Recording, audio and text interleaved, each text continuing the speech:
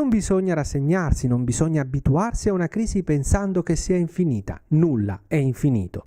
Il filosofo è Antonio Patuelli, presidente dell'Associazione Bancaria Italiana ABI, uno dei relatori più attesi dell'incontro Vedere gli spiragli oltre la crisi, organizzato da Fater e Unicredit oggi all'Auditorium Petruzzi a Pescara. Bisogna trovare l'approccio psicologico giusto, la volontà, la determinazione, la consapevolezza per superarla.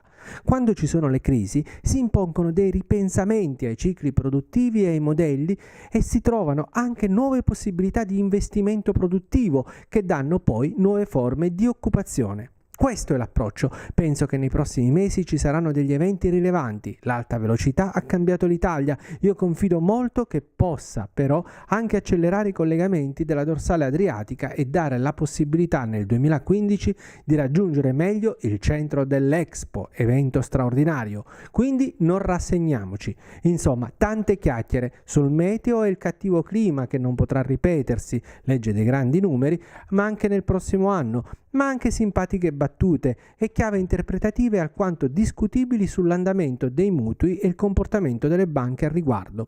Sul finale l'acuto: investendo, ha sottolineato il presidente di ABI, si risana progressivamente quel tessuto che è andato in crisi.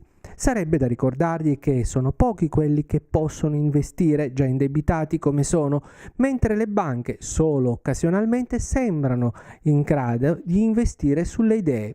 In conclusione, l'uovo di Colombo: la crisi in Italia viene principalmente dall'edilizia, ma se i risparmiatori investono nell'edilizia, la crisi avrà la possibilità di essere superata anche in questo settore, della serie ancora mattone, ancora cemento, come se l'economia non fosse fatta d'altro. E poi tutte ste case, sti capannoni, ma chi se li compra? E quelli abbandonati?